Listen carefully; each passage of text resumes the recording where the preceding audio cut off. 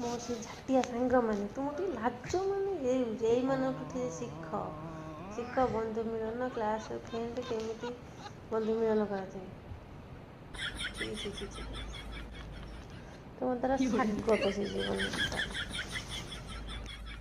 WhatsApp ଗ୍ରୁପ୍ରେ ଆସିକି ଖାଲି ମୁହଁ ଦେଖେଇଦେବେ।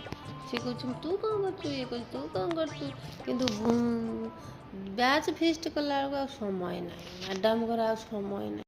ତାଙ୍କ ପଛରେ ଗୋଡ଼େଇ ମୋର 2 ବର୍ଷ ପଳେଇଲାଣି।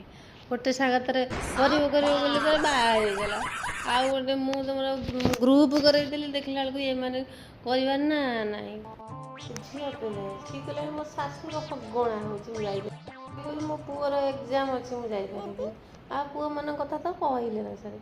ମୋ ଭାଉଜ ମନା କରିଛନ୍ତି, ଯଦି ନ ଆସିପାରିବ ମୁଁ ବାହା ହେବାକୁ କିଏ କହୁଥିଲା, କାଲି ବାହା ହେଉଥିଲ ଆସିପାରିବନି ଯଦି। ମୋ ହ୍ୱାଟ୍ସଆପ୍ ଗ୍ରୁପ୍ରେ କି ରଙ୍ଗ, ସିଏ ଚାଲିଗଲାଣି ତ ଇଏ ଚାଲିଗଲାଣି, ଟିକେ ପରେ ଟିକେ ଭିଡ଼ିଓ କଲ୍, ଟିକେ ପରେ ଟିକେ ମୁହଁ ଦେଖା ଦେଖି, ଯେମିତି ସନ୍ଧ୍ୟା 7ଟା ବାଜିବ ଭିଡ଼ିଓ କଲ୍ ଆଉ ରଖିବା ବସରେ କୁଡ଼ୁ କରିକି ଭିଡ଼ିଓ କଲ୍ କରି ପକେଇବେ।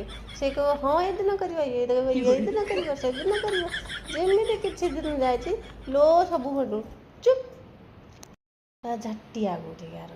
ମନ ହେଉଛି ତ ସେ ହ୍ୱାଟ୍ସଆପ୍ ଗ୍ରୁପ୍ ବି ବନ୍ଦ କରିଦିଅନ୍ତି, ଏକ୍ଜିଟ୍ ମାରିଦିଅନ୍ତି, ପଳେଇ ଆସନ୍ତି।